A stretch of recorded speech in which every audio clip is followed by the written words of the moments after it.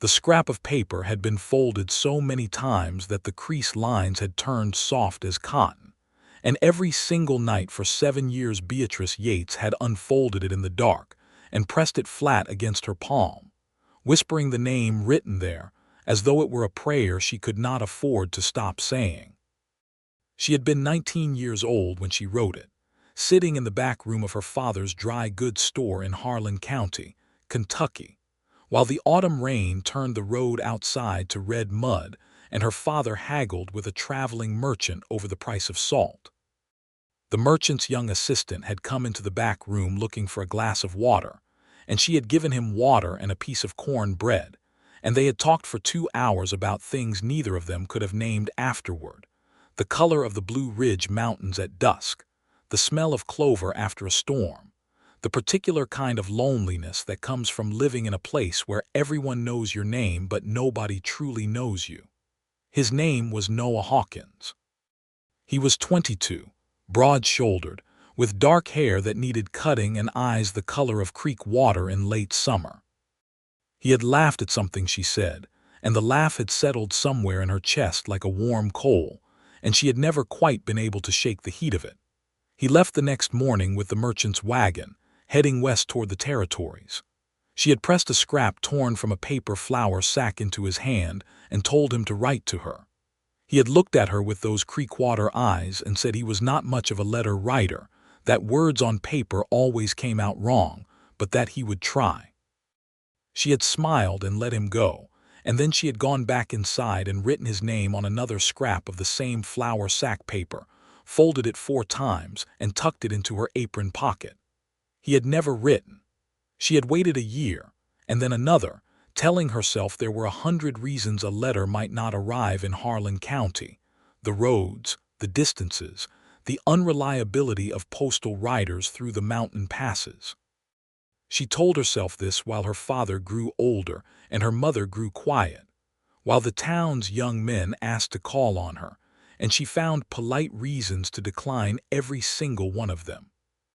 She told herself this while she helped her father in the store, while she learned to keep ledgers and order stock and manage the accounts, while she became, by the time she was 25, more capable than most men she knew and more restless than any of them.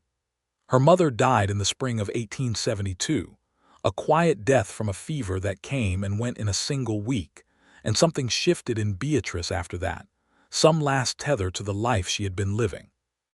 Her father, grief-stricken and smaller than she remembered him, sold the store 18 months later and went to live with his sister in Tennessee. Beatrice was 26 years old and free in a way that felt very much like standing at the edge of something enormous and terrifying. She had some money, not much, but enough. She had a trunk of practical clothes, a good wool blanket, a cast-iron skillet, and a Henry rifle that her father had pressed into her hands the morning he left for Tennessee, saying that a woman alone needed to be able to defend herself, that the world was not always kind.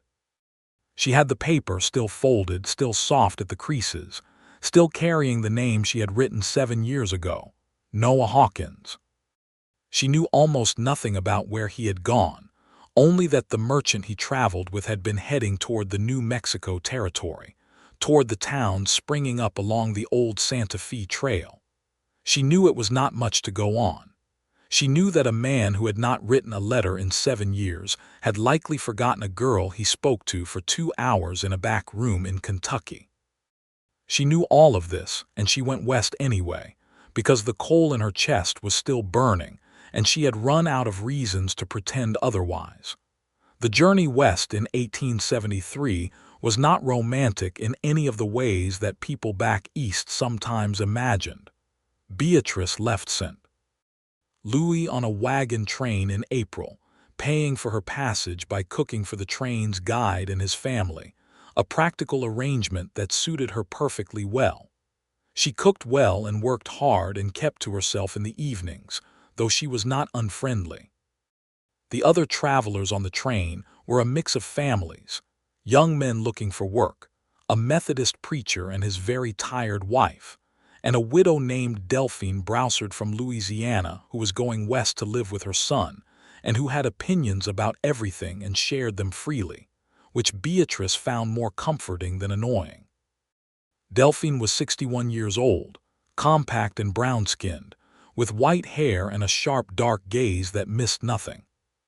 She had grown up enslaved on a sugar plantation outside Baton Rouge, had been freed by the war, had worked as a laundress and then a seamstress and then a cook, had outlived a husband and 2 of her 4 children, and had arrived at 61 with a bedrock practicality and a ferocious warmth that could make you feel, in the middle of the dusty, lurching chaos of a westward wagon train, that you were sitting in someone's well-loved kitchen.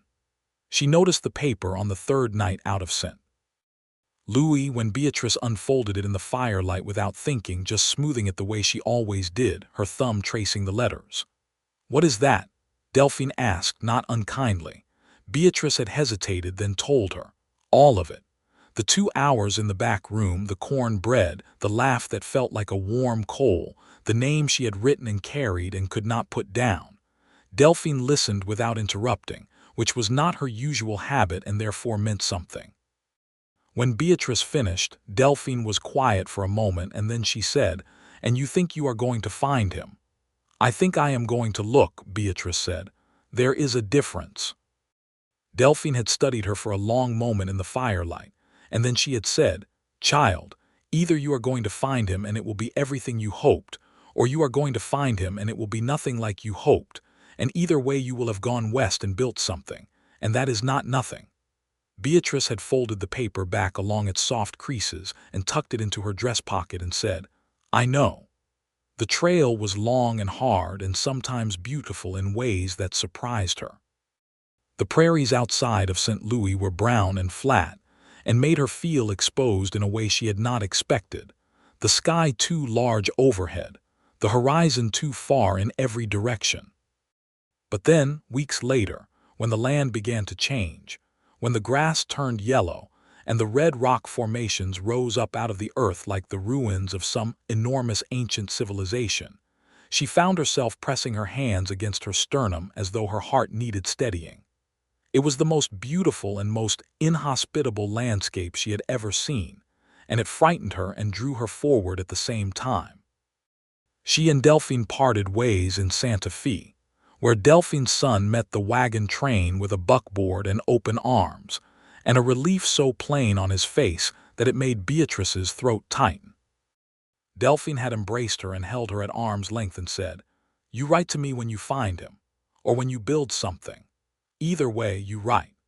Beatrice had promised, and she had meant it, and she had watched the buckboard carry Delphine away down the dusty Santa Fe street and felt the particular loneliness of a journey's midpoint, the place where the thing you came from is too far back to return to, and the thing you are going toward is still only a name on a piece of paper.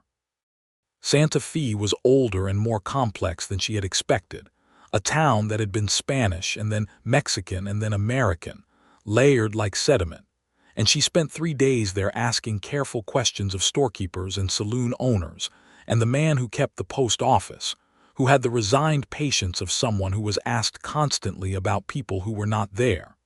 Nobody knew a Noah Hawkins. A few people thought they might have heard the name but could not place it.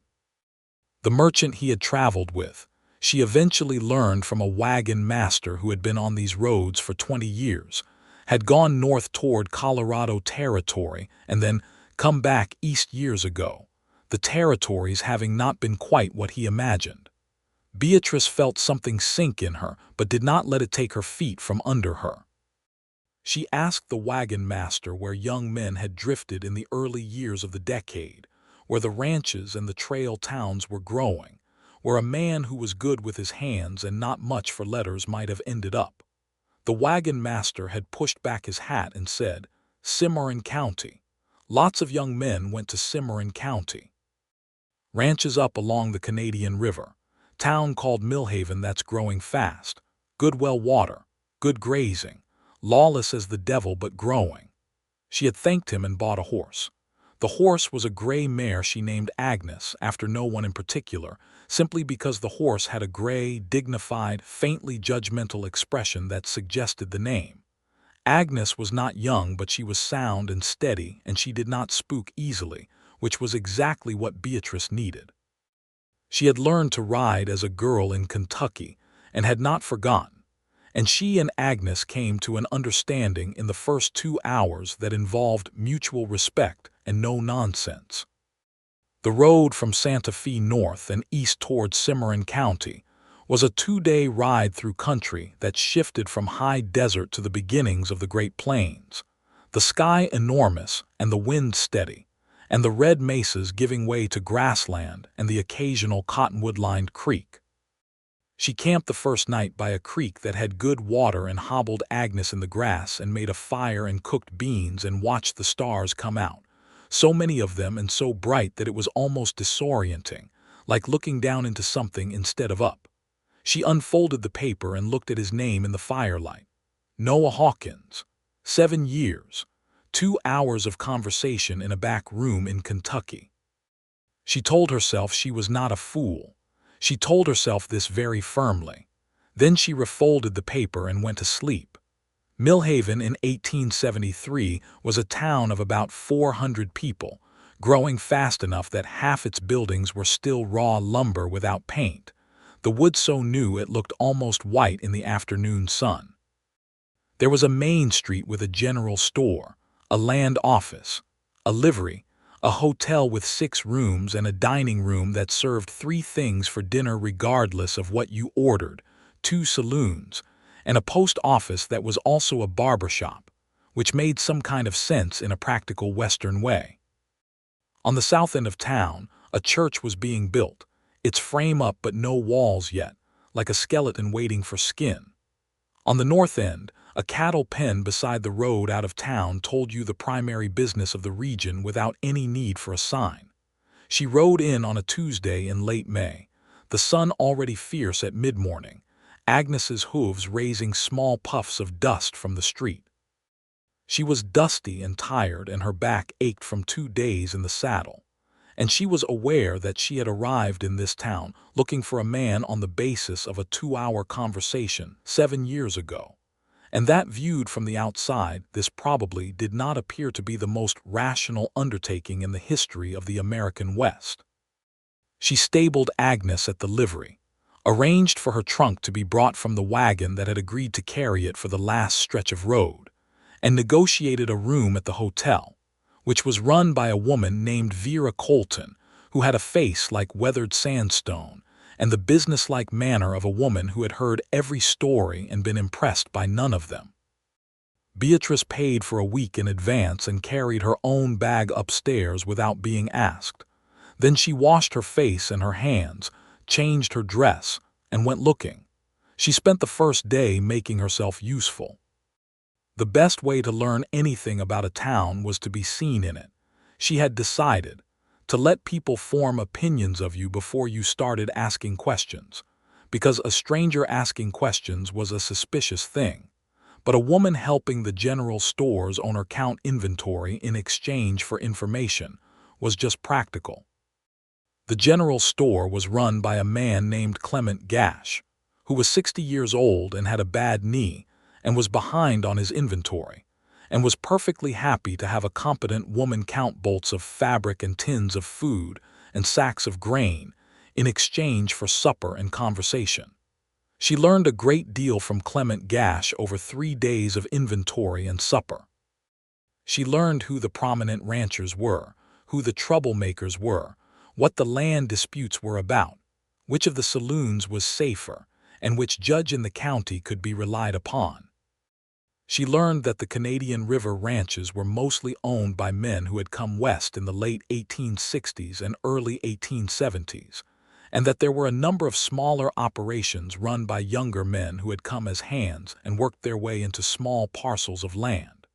She asked, with the careful casualness she had been practicing for 7 years, whether he had heard of a man named Noah Hawkins. Clement Gash had stopped writing in his ledger and looked at her over his spectacles and said, "Noah Hawkins, sure, he has a place about 6 miles northeast of town, small ranch, runs cattle mostly, comes into town for supplies every couple of weeks. Good man, quiet, pays what he owes." He paused and looked at her with the frank curiosity of a man who had been in a small town long enough to know that everything meant something. "You know him." Beatrice had kept her face very calm. "We met a long time ago," she said. "Back east."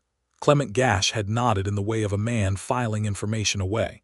"He will be in town Friday or Saturday most likely," he said. "He usually comes on the weekend." She had thanked him and gone back to counting. Friday came and went without Noah Hawkins. She spent it helping Vera Colton repair a section of the hotel's porch railing that had rotted through.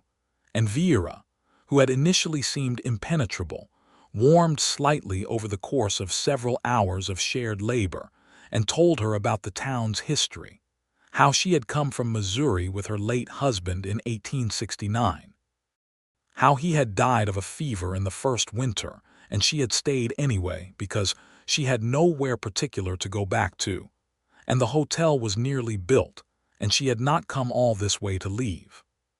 Saturday morning Beatrice woke early and sat at the small window of her hotel room with a cup of coffee that had been boiled too long and was bitter as regret, watching the street below come alive in the early morning light. Wagons came in from the outlying ranches. Men tied their horses at the rails in front of the saloons and the general store. Women in calico dresses moved between the storefronts. Children ran in the dust. It was an ordinary Saturday in an ordinary frontier town, and her heart was beating with an unreasonableness she refused to fully acknowledge. She was on the porch of the hotel at mid-morning, mending a tear in her riding skirt, when she heard the sound of a horse at the well. The well was at the far end of the main street, near the land office, set a little apart from the buildings, with a wooden frame and a rope and a battered tin bucket. She had used it herself twice, filling her canteen in the mornings before going out to the store. There was a man there now, a big horse tied to the well post, and the man drawing up the bucket with the easy motion of someone accustomed to drawing water, broad-shouldered, dark hair going a little at the temples, wearing worn canvas trousers and a faded shirt and a hat that had seen considerable weather. She did not know why she looked. She looked at every man who came into town. She had been looking at men for 4 days, but something about the set of his shoulders made her needle stop moving. Something about the way he let the bucket down and then pulled it back up without hurrying, patient and steady. The way she had thought about him when she thought about him, which was often. She had thought about him as a patient man. She had not had much evidence for this, but she had thought it. He turned his head slightly, adjusting the rope, and she saw his face in profile. She sat very still for what felt like a full minute but was probably 5 seconds. The needle in her hand did not move. The mending sat in her lap. The street noise around her seemed to go quiet, or perhaps she simply stopped hearing it. She had been carrying his name for 7 years. She had crossed half a continent. She had bought a horse and ridden through desert and grassland, and asked 100 strangers whether they knew a man called Noah Hawkins. And now here he was, standing at the well on a Saturday morning in a town she had found through a chain of guesses and wagon masters and general store owners, drawing up a bucket of water in the morning sun as though this were the most ordinary thing in the world, which for him it was. He did not know she was there. He did not know she had come. He was simply a man getting water on a Saturday morning, and she was a woman on a porch with a needle in her hand and a piece of paper in her pocket and a heart that was doing something very alarming. She set down the mending and stood up. She walked down the porch steps and along the street toward the well, and she was aware with each step that there was still a very real possibility that he would not remember her, that the 2 hours in the back room in Kentucky had been nothing to him, that she had built an entire interior architecture on the foundation of something he had forgotten before the merchant's wagon was a mile down the road. She was aware of this, and she kept walking anyway, because she had come too far to stop at the last moment, and because, whatever the answer was, she needed it to be finished. He heard her footsteps when she was about 10 feet away, or perhaps he simply felt someone approaching, the way you do in open country when you have learned to pay attention to everything, and he looked up from the well. The recognition was not instant. She could see it moving across his face, the slight narrowing of his eyes that was not suspicion but concentration, the way the expression shifted from the neutral pleasant expression of a man registering a stranger to something else, something that was more complicated and more alive. It took about 3 seconds, and then his eyes widened slightly, and he said her name. Beatrice Yates.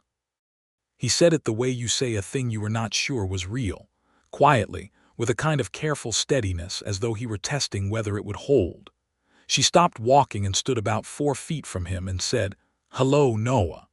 He was quiet for a moment, looking at her with those creekwater eyes, which were older now and had more in them, but were unmistakably the same eyes.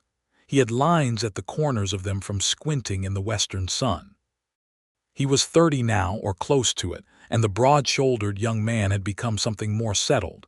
The way green wood becomes something harder and more durable over time, but the essential quality of him, the patient steadiness, the attentiveness was still there, and she felt the coal in her chest respond to it in a way that both relieved and terrified her.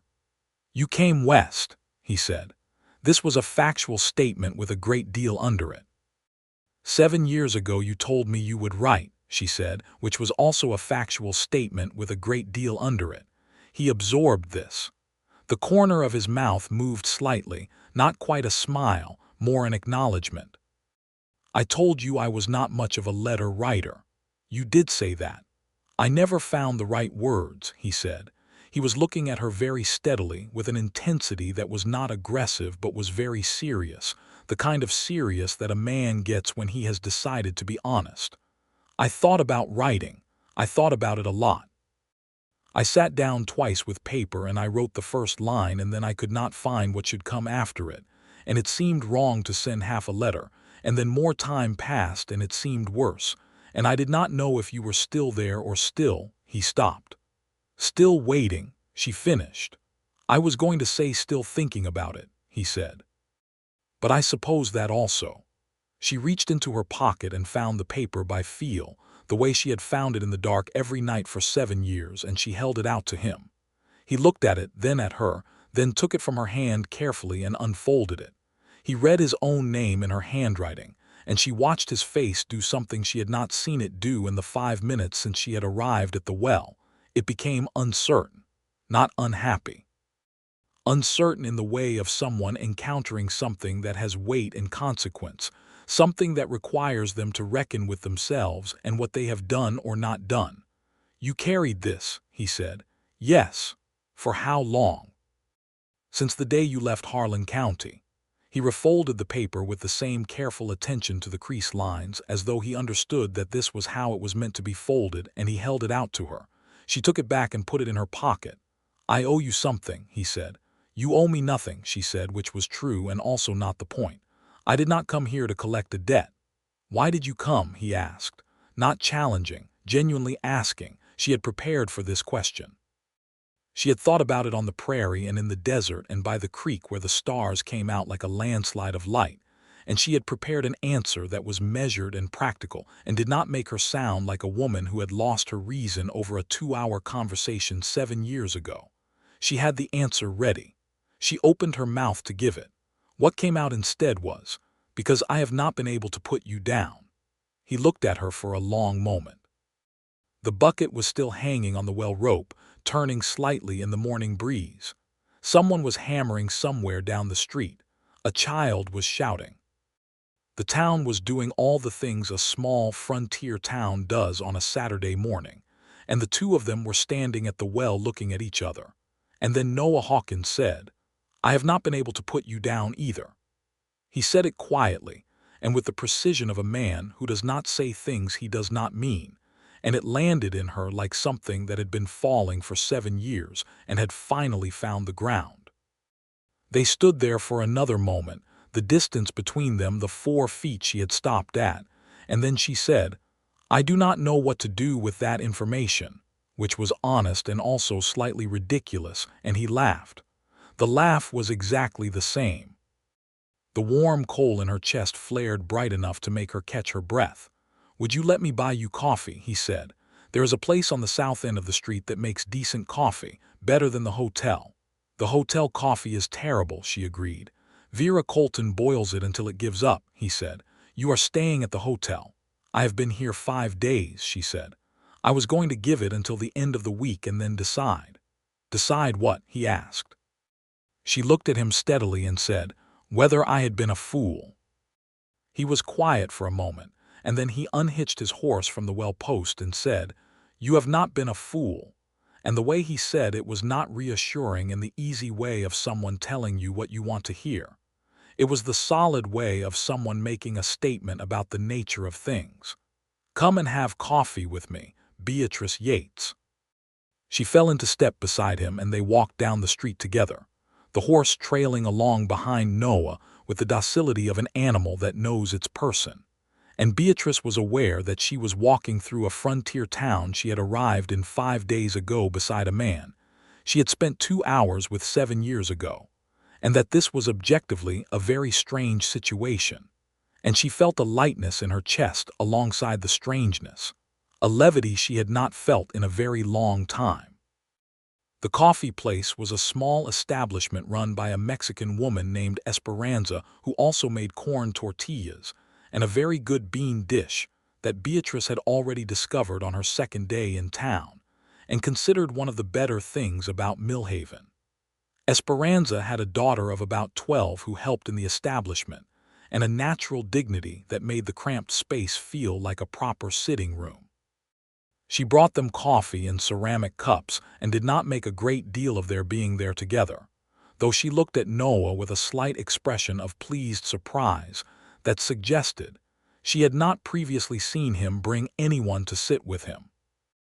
They talked for nearly 2 hours, and it was like the 2 hours in the back room in Kentucky, and also nothing like it, because they were different people and also somehow the same people, and there were 7 years of separate life between them that had to be bridged carefully and with attention. He told her about coming west with the merchant, about finding the territories both harder and more extraordinary than he had expected, about working as a ranch hand on 3 different spreads before saving enough to buy a small piece of land northeast of town. He had 40 acres and 120 head of cattle, and a house that was small but solid, and a well of his own that had good water.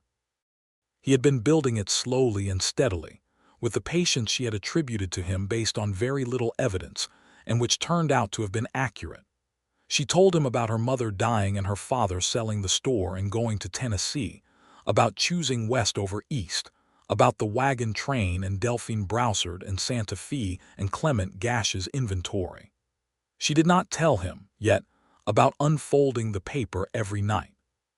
Some things needed a little more distance before they could be said without being overwhelming. He listened the way she remembered, with his full attention, not waiting for his turn to speak, but actually listening, the way very few people did. When she finished, he said, You came a long way. I did. Do you regret it? She thought about this honestly, which was what the question deserved. Ask me in a few days, she said. I have only been here 5 minutes as far as you are concerned. He smiled at that, a proper smile this time, and it was even better than the laugh, warmer and slower, and she made herself look away and drink her coffee. He invited her to ride out and see his land. Not that day, he said. She had only just arrived as far as he was concerned, and he did not want to make her feel rushed or crowded. But if she was willing, he would like her to see what he had built. She said she would like that, and they agreed on Tuesday morning, when the worst of the week's heat had not yet arrived. She spent Sunday and Monday in a state of deliberate practicality, continuing to make herself useful in the town, and trying not to think too continuously about Tuesday, which she mostly succeeded at. She helped Clement Gash with a delivery order. She had a long conversation with the Methodist preacher's wife, a woman named Harriet Morse who was bright and exhausted, and had strong opinions about the lack of a proper school in Millhaven, and Beatrice found herself agreeing with everything and offering to help, because a town without a school was a town that did not believe in its own future, and that was a belief she could not abide.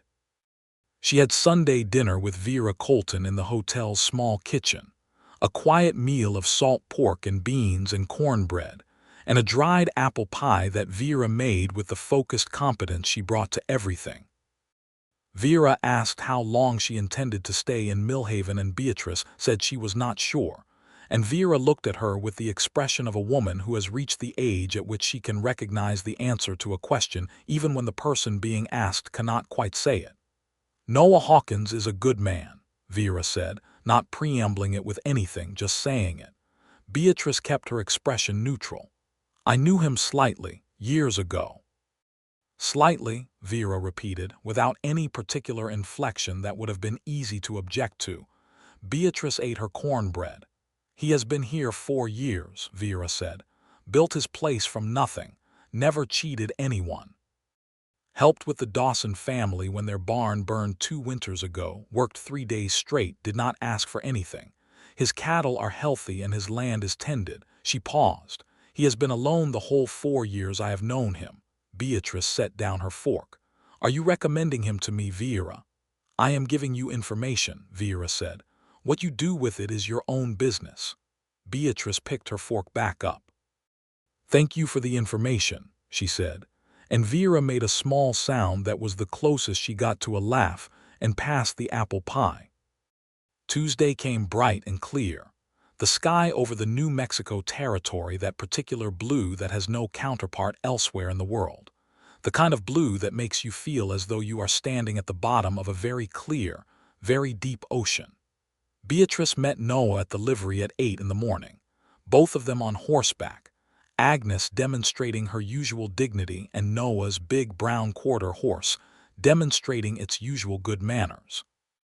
They rode northeast out of town along a trail that followed a shallow creek line, the grass on either side going gold in the late spring warmth, the cottonwoods along the creek still green and whispering. He talked about the land as they rode, not in a boasting way but in the way of someone who has come to know a place intimately and wants to share that knowledge. He showed her where the creek ran highest in spring and where it dropped in August. He showed her where the best grass was, the low-lying meadow that stayed greener later into the summer than the surrounding hills because the soil held more moisture. He showed her a red rock formation on the eastern edge of his land that caught the light at sunset and turned the color of live coals. His house was small and very clean. 2 rooms, a main room that served as kitchen and sitting room and had a table and 2 chairs and a good stone fireplace, and a sleeping room with a simple iron bed and a quilt his mother had made. He told her, and sent west with him when he left Kentucky. She had run her hand over the quilt without asking permission, and then realized she was doing it and pulled her hand back, and he had said, very quietly, "It is all right." The house was surrounded by a small kitchen garden that was just coming up, onions and beans and squash planted in tidy rows, well tended, and she had looked at the garden and thought, "This is a man who plans for the future. This is a man who plants things." They ate their midday meal sitting on the step of the house, bread and dried meat she had brought from town, and a jar of preserved peaches he produced from inside, and they talked about everything and nothing in the easy way of people who are finding their way back to a connection that was never really broken, just interrupted for 7 years by geography and the inability of one party to write a letter. "Why could you not write?" she asked when they had been sitting in silence for a comfortable minute, the cattle grazing in the lower meadow visible from the step. "Truly." He was quiet long enough that she thought he might not answer, and then he said, "Because anything I wrote felt like it was making a promise I did not know if I had the right to make. I had no land, I had no money, I had nothing I could offer that was worth putting in a letter to a woman like you." She looked at him. "A woman like me. A woman who was worth writing to," he said. "A woman whose opinion of me mattered enough that I did not want to offer her nothing." She absorbed this. It was a complicated answer, honest and frustrating in equal measure. "So your solution was to offer nothing at all," she said. "I know," he said. "That was not sound reasoning. It was not." "I have had time to come to that conclusion myself," he said. She looked out at the cattle in the meadow and the gold grass and the 2 blue sky, and she said, For what it is worth, I did not need you to have land or money. I needed you to write a letter. I know that now, he said. I am sorry I did not know it then. There was weight in the apology, and she received it as what it was, genuine and too late, and also not too late, because here they both were on this step in this New Mexico territory afternoon, and the 7 years were behind them, and this moment was the moment they were actually in. She told him about the paper then. All of it, the nightly unfolding, the smoothing flat with her thumb, the whispering of his name in the dark. She told it matter-of-factly, without drama, because she had decided on the ride out that she was not going to be strategic about this, that she had come too far to be careful now. When she finished, he was looking at her with an expression she could not entirely read, except that it was very focused and very still, the way a man looks when something is landing in him and he is letting it. Every night, he said, every night. He looked at the cattle in the meadow for a moment. That is the most remarkable thing anyone has ever told me, he said. It is also possibly the saddest, she said, dry. He laughed the laugh, the warm, cold laugh, and then he turned to look at her, and his expression had resolved into something clear and direct and certain. I want to know you, he said. I want to spend time learning who you are now, and I want to show you who I am now, and I want to do this properly if you are willing. Properly, she repeated. I am not good at pretty words, he said, but I am very good at showing up. I would like the chance to show you that. She looked at him for a moment, this man she had carried in her pocket for 7 years, this man who had not written and who had been building something solid out here in the gold grass under the too blue sky, and she said, I am willing. He smiled again, the slow, warm smile, and offered her the last preserved peach from the jar, and she took it, and they sat in the late afternoon sun and ate peaches and watched the cattle in the meadow and talked until the light changed. The next several weeks were the best kind of courtship, the kind built on the accumulation of ordinary shared time rather than grand gestures. He came into town every Saturday, which he had done before, but now he came on Thursdays too, and the 2 extra visits were not announced as being for her specifically, but were unmistakably for her specifically, and everyone in Millhaven noticed this and had opinions about it, which they shared with varying degrees of subtlety. Clement Gash nodded approvingly when he saw them drinking coffee at Esperanza's on a Thursday morning. Vera Colton did not say anything, but there was a quality of satisfaction in her expression whenever Noah was at the hotel, like a woman watching a particular hand of cards be played exactly the way she had expected. Harriet Morse, the preacher's wife, stopped by Esperanza's one morning while they were there and stayed for half an hour and was so aggressively delighted to meet Noah Hawkins, and by the connection between him and Beatrice that it was almost embarrassing, but was also somehow sweet. Noah was exactly as good as he had promised at showing up. He was present without being overwhelming, attentive without being suffocating, honest about himself and his life and his plans. He was building, he told her, slowly expanding the ranch, hoping in another year or 2 to add more cattle and perhaps a second hand to help manage them. He had a vision for the land that was specific and practical and had real merit, and she found herself engaging with it seriously, asking questions about water sources and grazing rotation and the condition of the range in dry summers, and he answered seriously and listened when she made observations, which she appreciated enormously. She, in turn, was honest with him about what she had been and what she was now, the years of running her father's store, the practical education it had given her in accounts and inventory, and the management of a going concern. She was not a woman without skills or resources. She had savings and she had ability, and she had the kind of intelligence that found satisfaction in solving practical problems. He listened to all of this with the same steady attention, and at no point suggested that these were surprising things for a woman to have, which she noted and valued. They had a disagreement in the 3rd week that was important and clarifying. She had ridden out to the ranch with him one Thursday afternoon and had made an observation about the placement of his cattle pen. It was too close to the creek, she thought, and in a wet spring would flood and cause problems. He had defended the placement with some reasons that were sound and some that were simply attachment to a decision he had already made, and she had pushed back on the weaker ones, and they had had a genuine argument about it, standing by the pen in the afternoon heat, both of them direct and neither of them vicious. He had been quiet for a moment at the end of it, and then he had said, "You might be right about the wet spring," and she had said, "And you are right that moving it now would cost more than it is worth until after this season." And they had looked at each other, and there had been something in the look that was better than agreement, which was the recognition that they could disagree and work through it and come out the other side with their respect for each other intact.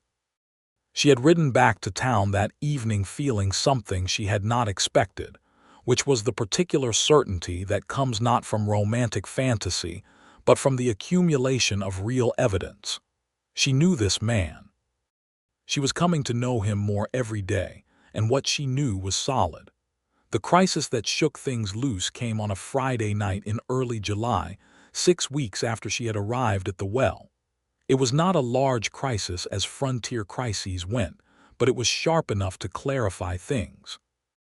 A man named Decker Holt, who ran a competing cattle operation 15 miles to the south, and who had a reputation for aggressive expansion, had been quietly pushing the boundary markers on the east side of Noah's land, moving them inch by inch in a direction that would, over time, reduce Noah's grazing acreage significantly. This was not an unusual practice in the territory, where the formal land surveys were imprecise, and the legal infrastructure for resolving disputes was still being built, and it was the kind of thing that could quietly undermine a man's livelihood if not caught and addressed. Beatrice had found out about the marker situation from Clement Gash, who had heard about it from another rancher, and she had spent an afternoon going through the land office records. The land agent, a bespectacled young man named Calvin Reed, had been perfectly willing to let her look at the survey documents once she explained her interest, and she had found the original survey plat for Noah's land and established clearly where the eastern boundary should be. She brought the copied survey lines to Noah on a Saturday morning and put them on the table in front of him and explained what she had found. He had looked at the survey lines and then at her and said, "How long has this been going on?" "Calvin Reed thinks the markers have been moved at least 3 times in the past year," she said. "Small movements each time, easy to miss if you are not measuring." Noah had been quiet for a moment with the particular quality of quiet that is a man deciding how to respond to something that could make him angry. Then he had said, "I need to go speak with Decker Holt." "You need to take the survey document and a witness and go speak with Decker Holt," she said. "And you need to do it in daylight with Calvin Reed present so there is a legal record of the conversation." He had looked at her with an expression that was equal parts impressed and slightly taken aback, and she had said, "I'm not trying to manage you, I'm trying to make sure the resolution sticks." "I know," he said. "I was not objecting, I was thinking that you are remarkable." She had felt color come into her face, which was not something she was accustomed to. "Do not distract me with flattery," she said. "This is a legal matter." "I know," he said again, and now there was warmth in his voice that was different from the warmth of the laugh, deeper and more deliberate. "I am still thinking it." The matter with Decker Holt was resolved within a week, with Calvin Reed and a county surveyor present at the boundary, the markers restored to their correct positions, and a written record filed with the land office. Holt had been unpleasant about it but not violent, and Beatrice had stood well back and let Noah and Calvin Reed handle the conversation while she watched and kept her own counsel. And afterward Noah had taken her hand for the first time, just briefly, standing by their horses after the surveyor left, just the brief firm grip of his hand over hers, and said, "Thank you." She had turned her hand and held his back, and he had looked at their hands, and then at her, and the air between them had shifted into something that required them both to breathe more carefully. They were riding back to town in the golden late afternoon, the grass burning amber on either side of the trail, and the sky going that particular end-of-day color that the southwest sky does, violet and rose and copper all at once, and he said without looking at her, watching the road ahead, "I have been thinking about something." "Tell me," she said. "I have been thinking that I would like you to stay," he said. "Not at the hotel, not as a visitor to Millhaven. I would like you to stay here with me. I would like to ask you to marry me, Beatrice, and I want to say this clearly so there is no ambiguity about what I mean. I am in love with you.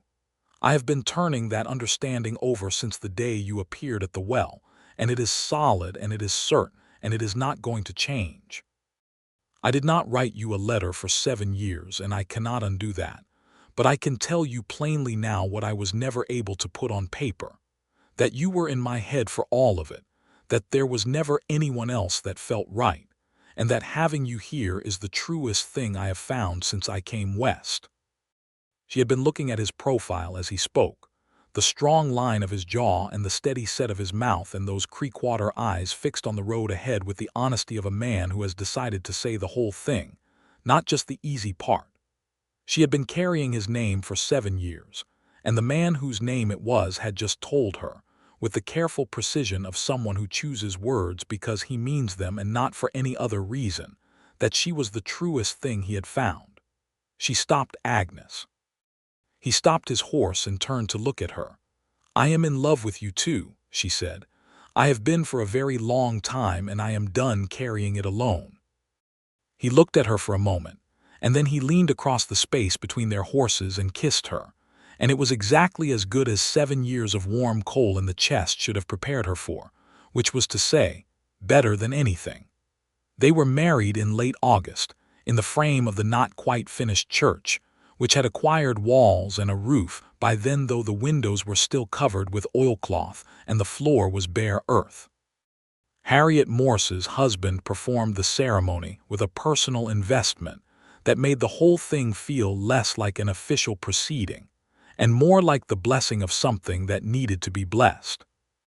Vera Colton stood up for Beatrice, which was both practical and genuinely moving, and Clement Gash stood up for Noah, and Esperanza made a cake of cornmeal and dried fruit and honey that was, objectively, the best thing Beatrice had eaten since arriving in the territory. Delphine Broussard could not be there, but Beatrice wrote to her the day before the ceremony, a long letter that told everything, and she got a letter back 3 weeks later that said, in Delphine's direct and particular prose, "I told you, child. Either it would be everything you hoped, or you would have built something. Looks like you got both." Beatrice put that letter in the box where she kept the paper. The first months of their marriage were the particular sweet difficulty of two capable independent people learning to share a life. They were not always easy. They had strong opinions, and they were both accustomed to making their own decisions, and there were moments when the adjustment showed at the edges. But they were honest with each other, reliably and without cruelty, and when they disagreed directly and worked through it and did not leave things to fester. The ranch was Beatrice's project as much as Noah's now, and she threw herself into it with the focused practical energy that was her natural mode. She kept the accounts, which revealed 3 places where money was being lost unnecessarily, and they corrected those. She took over the supply ordering, which she negotiated better than it had been negotiated before, Clement Gash being an honest man but a flexible one when it came to prices. She planted an expanded kitchen garden that supplied them through the winter from jars. She learned to preserve with the same thoroughness she applied to everything. She also became, somewhat to her own surprise, a reliable fixture in the life of Millhaven itself, in the ways that she had already begun before the wedding.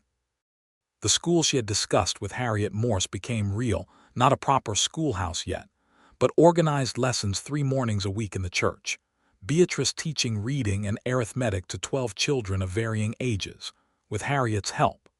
There was, she had told Noah when she started it, no future without children who could read, and he had agreed without reservation, and helped her haul a table and benches from the hotel's storeroom where Vera had been storing them unused. She thought about the injustices she saw in the territory. They were not abstract to her. The Mexican families in and around Millhaven, including Esperanza's, were treated by some of the newer American arrivals with a casual dismissal that was both unjust and stupid, given that these families had been on this land for generations and knew it in ways the newcomers did not. The families of freed black men and women who had come west looking for land and opportunity and a fresh start found the same prejudices following them that they had fled, sometimes the same men. The Apache and Navajo people were being pushed off land that had been theirs long before any American survey plat was drawn, and the territory's official policies toward them were wrong in ways that made her angry enough to say so out loud, which she did, to whoever was willing to hear it. She could not fix all of it.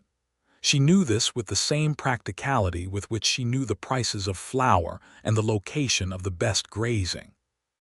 But she could refuse to participate in any of it, and she could teach children to read, and she could run her store accounts with the same fairness regardless of who she was dealing with, and she could be vocal about what she saw and what she thought.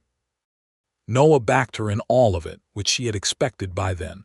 He was the same kind of man. The first winter was harder than she had anticipated. She had read about New Mexico winters and had thought she understood them. And then one came through in January with a wind off the mountains that drove the temperature down and kept it down for 3 weeks and tested the cattle and the house and every person in Cimarron County. They burned through their firewood faster than planned, and Noah went out twice in the worst of it to check on the cattle and came back white-faced with cold. And she made him sit by the fire and heated coffee and did not say anything about being frightened because there was nothing useful in saying it. But she held his cold hands between hers for a long time, pressing the warmth back into them. All the cattle survived. 3 of the Dawson family's cattle, 2 miles to the west, did not, but Noah had helped them reinforce their shelters before the worst of it, and it could have been more. When the cold broke, Millhaven came together in the way of communities that have been tested and know they are not finished being tested, with a general sense of inventory and repair, and making sure that what had run low would not run as low the next time. Spring arrived in April with the particular extravagance of New Mexico springs, the desert blooming in a way that seemed to have no precedent in the austerity of the rest of the year, and Beatrice found herself stopping outside the house one morning with a basket of seed packets in her arms, just stopped entirely by the color of the land. The way the wildflowers had come up overnight in the meadow below the house, yellow and red and purple. And the creek running full, and the cottonwoods new-leafed, and everything so alive it almost hurt to look at. Noah found her standing there and came and stood beside her and did not say anything for a moment. And then he said, "Every year I think it cannot be that beautiful again, and every year it is." She leaned against his shoulder, and he put his arm around her, and they stood there looking at the meadow until the seed packets in her basket reminded her of themselves. And she went and planted her garden with the particular satisfaction of a woman who has found the exact right place to put down roots. She was pregnant by early summer, which she had suspected for about 3 weeks before she was certain, and had kept quietly to herself while she was certain. When she told Noah, he was standing at the kitchen table with a list of fence repair estimates in his hand, and he put the paper down and looked at her with an expression of such complete and unguarded joy that it startled her, the rawness of it, a man without any armor for this moment. "You are sure," he said.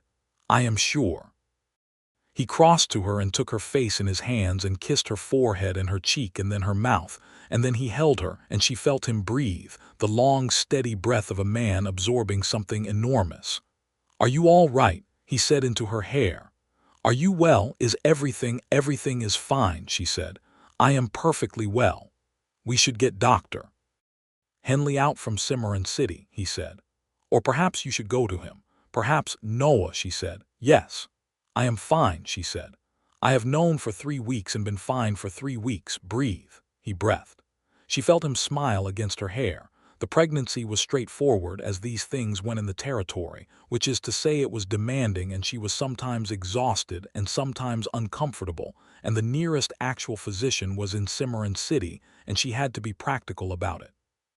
She was assisted through the last weeks and the birth itself by a woman named Luz Vargas, a midwife from one of the Mexican farming families north of town, who had delivered more babies than she could count, and had the calm authority of someone who has been competent at a difficult thing for a long time.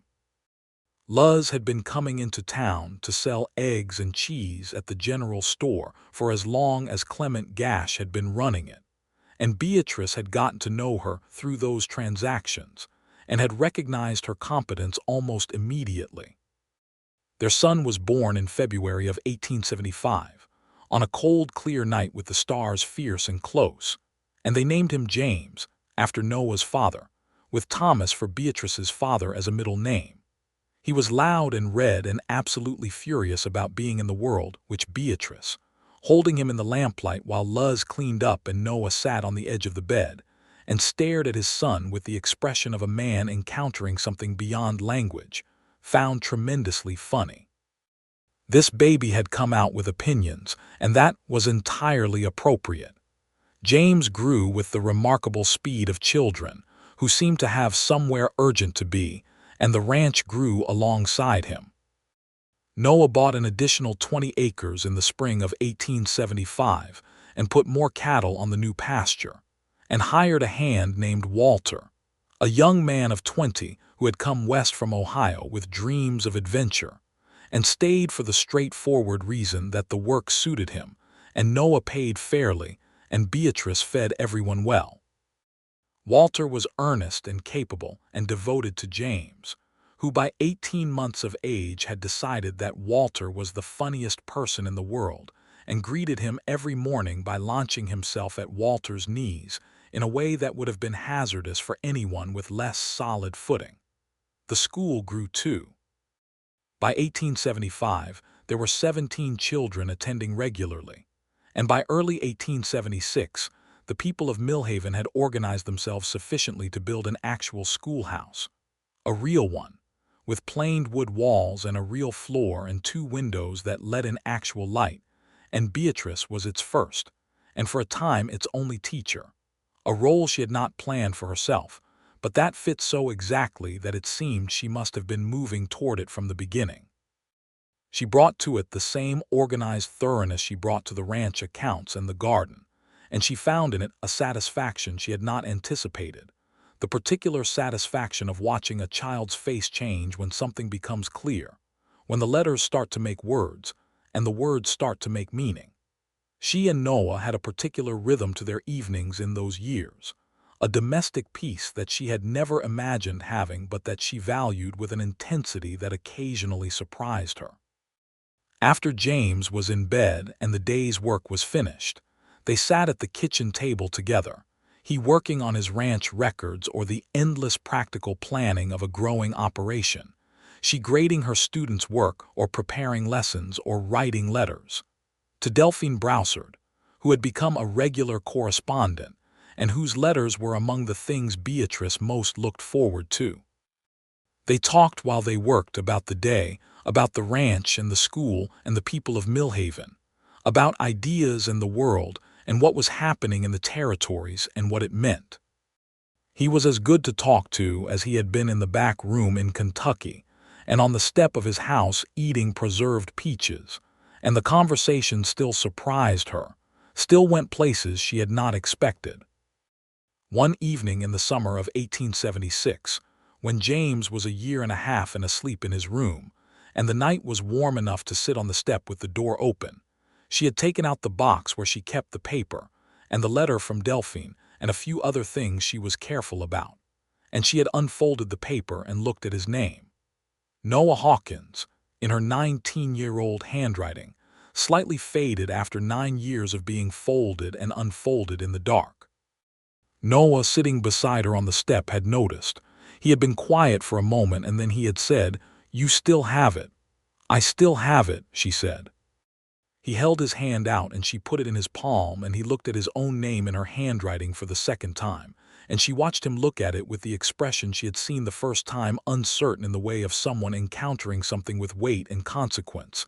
And then he folded it back along its soft creases and handed it back to her. "I want to write in it," he said. "If that is all right, not over the name, beside it." She looked at him. "What would you write?" He thought for a moment, and then he said, "Found her." She felt the coal in her chest, the same coal she had been carrying since she was 19, burned so bright and clean and complete that it was no longer the coal of longing but something different, something that was simply warmth, simply light, simply home. She handed him the paper, and he took the pencil from his shirt pocket and very carefully, in his own handwriting, beside her 19-year-old writing of his name, he wrote, "Found her." She took the paper back and looked at the two handwritings side by side and felt something close in her. Not close like a door, but close like a circle, the kind of closing that means something is whole. She folded it back along its creases and put it in the box. James turned 2 in the winter of 1876 and began to talk with the focused energy of a child who has been listening and waiting, and now has a great deal to say, which made every day a particular entertainment. He had Noah's steadiness and Beatrice's directness, which meant that he was both calm and entirely willing to tell you exactly what he thought about any given situation, which combination Noah found enormously funny and Beatrice found familiar in ways that required some self-examination. Millhaven grew. By 1877, it had a proper Dr. Samuel Pierce from Ohio, a serious man in his 40s who had come west for reasons he never entirely specified, but who was good at his work, and who Beatrice immediately liked and trusted. And a post office that was only a post office, and a second general store, and a telegraph station that connected the town to Cimarron City and through it to the wider world. The schoolhouse added a second room when enrollment grew past 25, and Harriet Morse, who had been helping with the younger children for over a year, formally became Beatrice's teaching partner, which arrangement satisfied both of them greatly. Calvin Reed, the land agent, married a woman named Sophie in the spring of 1877, and the wedding was held in the church, which now had proper windows and a painted door, and was attended by most of the town.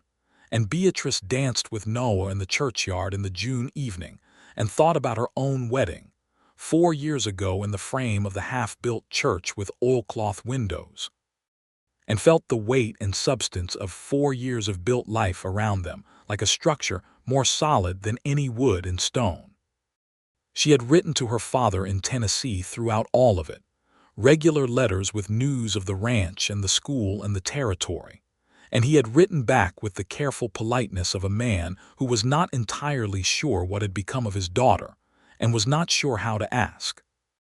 When she wrote to tell him she had married and later about James, the letters had warmed slightly, her father's natural warmth breaking through his reserve, and in the spring of 1877 she had received a letter saying that he was thinking of coming west to visit, if the journey was not too much for a man his age, which it probably was, but still. She had written back immediately and told him to come. He arrived in July of 1877, Martin Yates, 64 years old and smaller than she remembered, with white hair and a careful way of moving that told her the journey had been hard on him. He came off the Santa Fe wagon with a carpet bag and a slightly dazed expression, and she had taken his hands and looked at his face and said, "I am very glad you came, Papa." He had looked at her for a moment, and then at the town around them, and then at James, who had come with Noah to meet the wagon and was examining the wagon wheel with focused scientific interest, and something in Martin Yates' face had shifted, some old worry or reserve, and he had said, "You are well here." "I am very well here," she said. He stayed 3 weeks, sleeping in the room they made for him off the main room of the ranch house, spending his days sitting on the step watching the land and talking to Noah, who treated him with the direct, respectful ease of a man who knows what it means to be a father. On his 3rd day there Noah had taken him out to see the cattle, just the two of them, and they had come back 3 hours later with the slightly altered quality of two men who have arrived at an understanding. And from then on, Martin Yates was at ease in the house in a way he had not been the first 2 days. Told her the evening before he left, sitting at the kitchen table while Noah put James to bed, "I did not understand why you left. I thought it was grief after your mother and some kind of running away." He looked at his hands. "I was wrong about that." "You were not entirely wrong," she said. "There was grief in it. But there was also this," he said, with a gesture that encompassed the table and the house and the land outside, and she understood, Noah's voice reading James a story from the other room. "Yes," she said. He nodded and was quiet for a moment, and then he said, "She would have liked him, your mother. She always wanted someone for you who would listen to you properly." He paused. "He listens to you." She had not cried very often in her adult life, having early on adopted the practical view that tears were not particularly useful in most situations. She came close to it now. "Yes," she said, "he does." Her father left the next morning, and she rode with him to where the Santa Fe wagon picked up passengers, and she held his hands for a moment before he climbed up and said, "Come back when you can." He had said he would try, and he had the dignity to mean it without making promises he was not sure he could keep. She watched the wagon go and felt the particular bittersweet quality of the parting, which was sadness and also a kind of resolution, the settling of something that had been unsettled. And then she turned Agnes toward home and rode back through the gold grass and the too blue sky to the ranch. The second pregnancy came at the end of 1877, and this one was harder. She was more tired, more uncomfortable, and the January of 1878 repeated the cold of 2 years before in ways that were not welcome. But Luz Vargas came again, and Dr. Pierce was now in town and made the ride out when the time came, and their daughter arrived in March of 1878, small and dark-haired and startlingly alert, with Noah's eyes in Beatrice's face, and they named her Clara. James, who was 3 and had been prepared extensively for the baby's arrival by both his parents and Walter, who had also been extensively briefed on the subject, greeted his sister with a solemnity appropriate to the occasion, and then asked whether she could walk yet, and when told no, asked when she would be able to, and upon receiving the answer of approximately 1 year seemed to find this satisfactory and went back to his own business.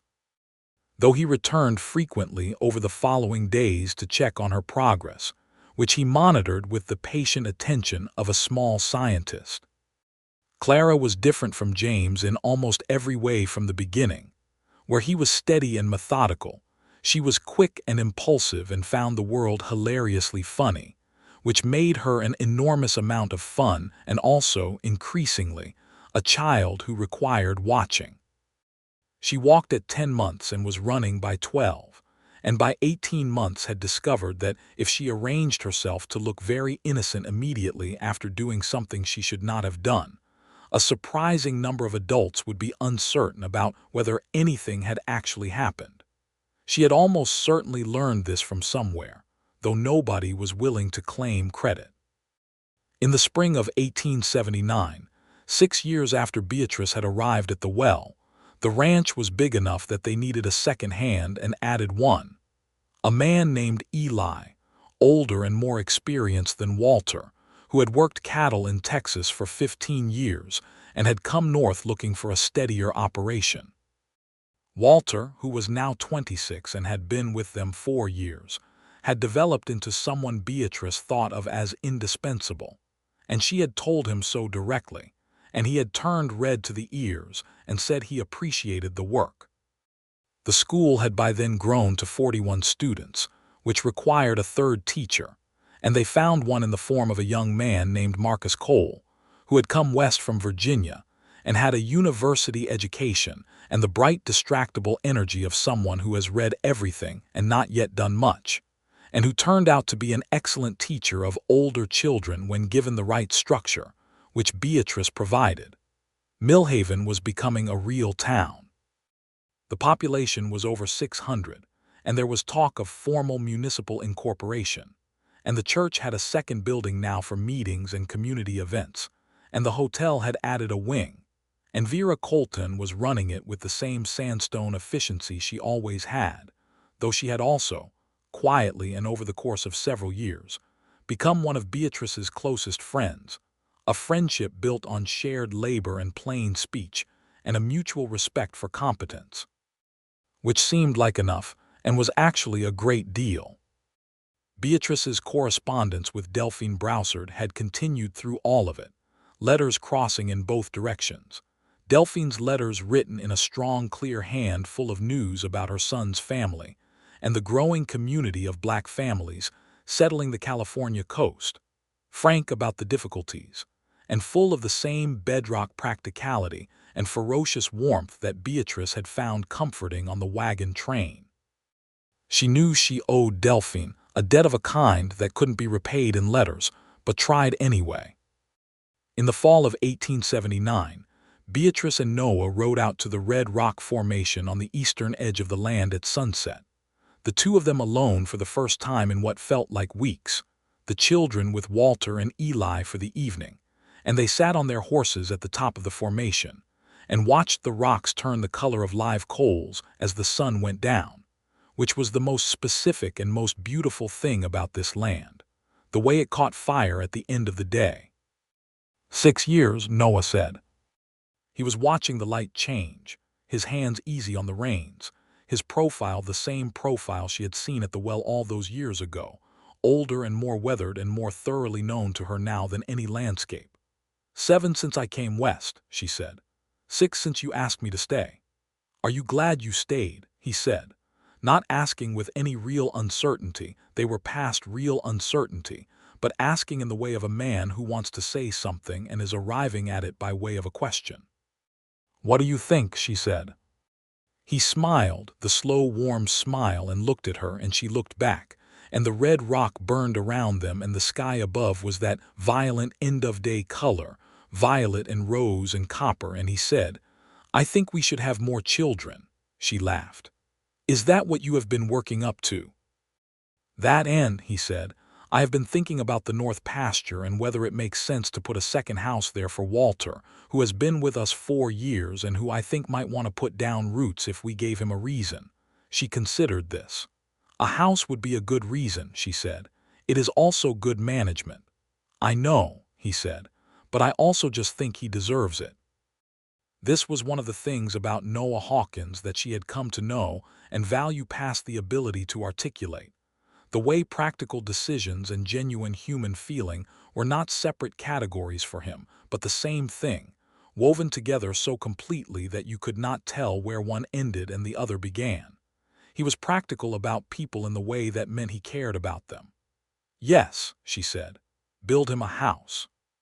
He reached across and took her hand, the way he did, the easy claiming certainty of a man who has been holding someone's hand long enough that it is simply how things are.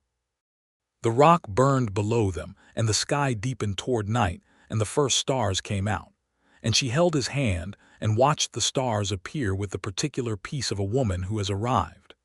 They built Walter a house in the spring of 1880, a small solid structure on the north pasture with a real kitchen, and a window that faced west so the sunsets came straight in. Walter had turned red to the ears again when they told him, and had spent 3 days being more visibly hardworking than usual, as though he felt he needed to justify the generosity, and Beatrice had finally told him to stop before he wore himself out, that the house was not a gift in exchange for labor, but an acknowledgement of what his labor had already been worth. And he had absorbed this in the way he absorbed most things, with a thoughtful quiet that reminded her a little of Noah. Walter did not, in the event, stay a bachelor in the new house for very long. He had been quietly courting a young woman named Addie for most of 1879, Addie being the second daughter of a farming family 2 miles east of town who had arrived with the most recent influx of settlers. And by the summer of 1880, he asked for her hand and received it, and they married in August in the now proper church, and Beatrice cried actual tears at the wedding, which surprised her. And Noah handed her his handkerchief without comment, and was very magnanimous about not mentioning it afterward. Their third child, another son, came in 1881. They named him Robert, for no particular notable reason except that it was a solid name, and he was a solid child, broad and placid, and inclined from his earliest days to sit and observe things with an expression of concentrated study before committing to any particular action. James, who was 6, immediately appointed himself Robert's protector with a seriousness that was touching. Clara, who was 3, tried to teach him to walk approximately 2 weeks after he was born and had to be gently redirected. The ranch by 1882 was one of the more established operations in Cimarron County, with over 300 head of cattle and good land, and a growing reputation for fair dealing. Noah was known as a man who paid what he owed, kept his agreements, and ran his operation with quiet competence, and Beatrice was known as the woman who ran the school and kept the accounts and had opinions about everything, and was never wrong in ways that could not be proven with evidence, which was the best kind of having opinions.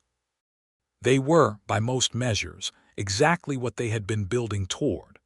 A life that was solid and real and full of the particular richness that comes from knowing what you have because you built it from nothing with your own hands and your own will.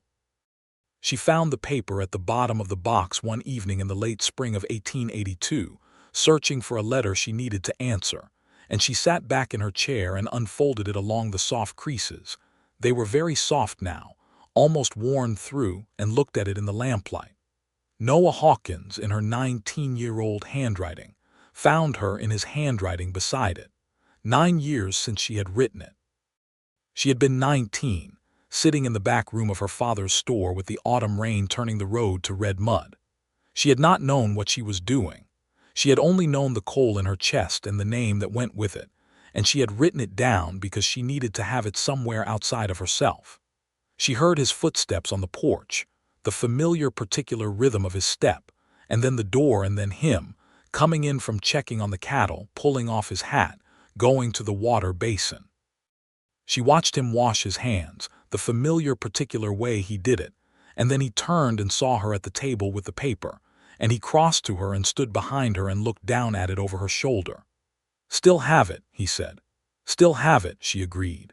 He put his hands on her shoulders, warm from the wash basin, and she felt the weight and steadiness of them and looked at the paper, the two handwritings, hers and his, the old longing and the arrival, the question and the answer. "I am going to give it to James someday," she said, "when he is old enough to understand it." She felt Noah be still behind her for a moment, considering this. "What will you tell him?" he asked. She thought about it. "That it matters where you put your name," she said, "and that some things are worth carrying a long way." He pressed his lips to the top of her head, the familiar small gesture of a man who has been expressing affection in this way for 9 years and has not stopped meaning it. "I think that is exactly right," he said. She folded the paper back along its creases, all the old soft creases, and put it in the box, and closed the lid. And then she stood up and turned to him, and he was there. The same man who had been standing at the well that Saturday morning in 1873, older and more weathered and more thoroughly hers than she had dared hope when she walked across that dusty street toward him. And she put her hands against his chest and felt his heartbeat. Steady and reliable as the ranch and the land, and the whole improbable life they had built together. Outside, James's voice came from the direction of the barn, telling Robert something with great authority, and Clara laughed from somewhere near the kitchen garden, and Agnes, in the corral, made the small sound she made at dusk when she was satisfied with the day and ready to be done with it. The cottonwoods along the creek were talking in the evening wind. The red rock formation on the eastern edge of the land was burning with the last of the sunset, the way it always burned, the way it would burn tomorrow and the day after.